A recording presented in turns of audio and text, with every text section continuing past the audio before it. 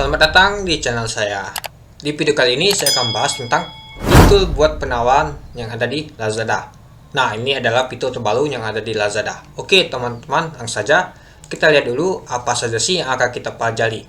Yang pertama, bagaimana cara customer akan menggunakan fitur buat penawaran ini. Yang kedua, bagaimana cara seller menggunakan fitur buat penawaran. Yang ketiga, bagaimana cara mengakses fitur buat penawaran ini. Oke teman-teman, langsung saja kita masuk yang pertama, yaitu cara customer menggunakan fitur buat penawaran.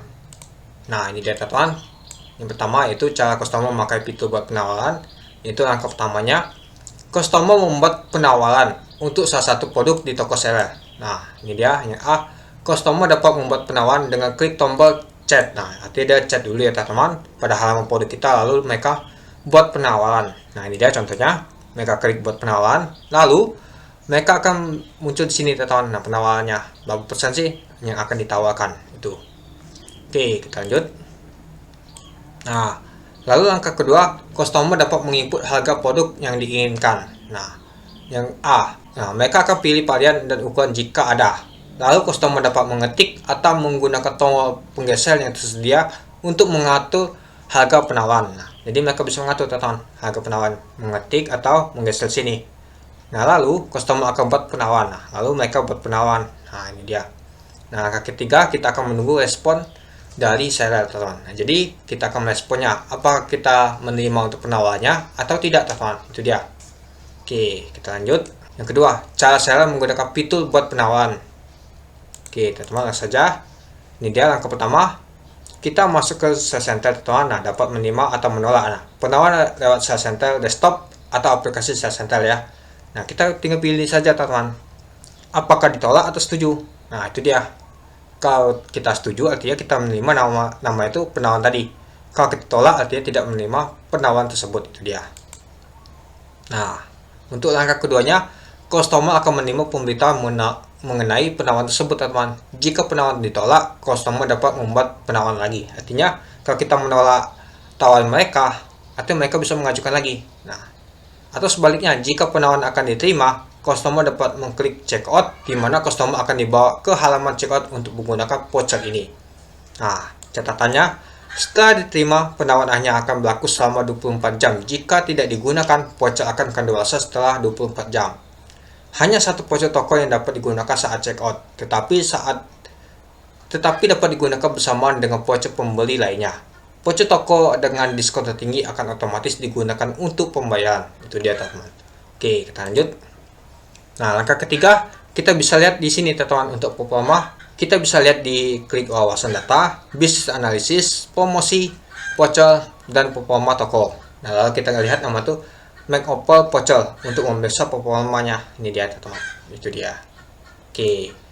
Nah, lalu kita masuk ke cara bagaimana sih mengakses fitur buat penawaran ini. Oke teman-teman, langsung saja kita masuk ke sales center teman-teman. Nah, lalu kita pilih nama tuh akun saya, pengaturan chat, lalu kita pilih nama tuh manajemen pengguna.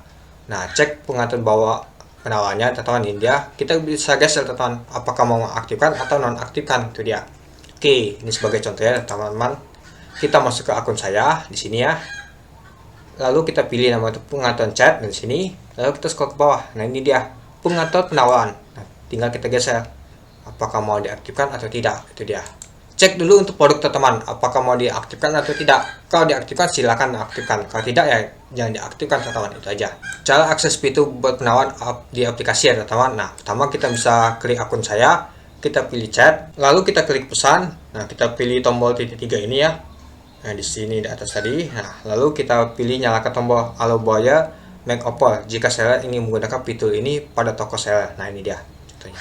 Itu dia teman-teman. Oke, kita lanjut. Nah, cara menggunakan fitur buat penawaran ini, catatan pentingnya untuk pengguna aplikasi sales center teman-teman. Jika seller ingin menaktifkan atau mengaktifkan fitur buat penawaran aplikasi, maka akun seller atau admin harus memiliki akses pengaturan chat di aplikasi.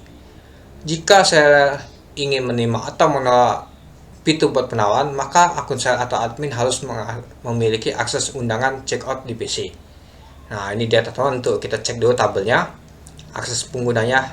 Nah, jadi misalkan teman-teman punya admin, teman-teman izinkan untuk adminnya untuk mengakses nama itu fitur penawaran tadi, kalau teman mengaktifkannya. Kalau tidak ya jangan aktifkan, itu saja.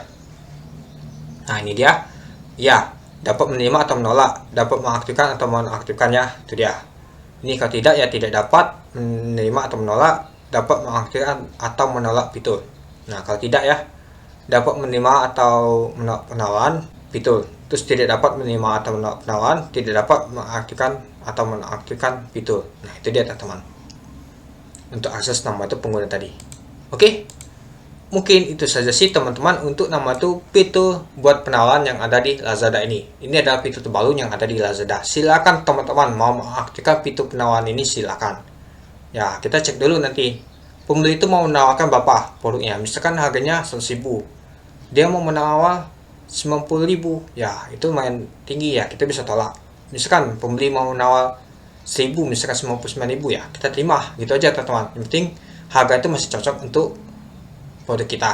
Yang penting kita hitung dulu nama itu tadi ringkasan biaya kita, misalkan dari biaya shipping max, voucher yang digunakan oleh pembeli nantinya, terus juga fitur cashback tiap hari, terus juga biaya administrasi dan lain-lain. Itu dia. Yang penting kita hitung dulu sebelum menggunakan nama itu fitur yang ada di Lazada ini. Oke? Mungkin itu saja sih untuk video singkat saya teman-teman tentang fitur buat penawaran ini. Oke? Sekian dulu video singkat saya. Terima kasih sudah menonton. Salam cuan.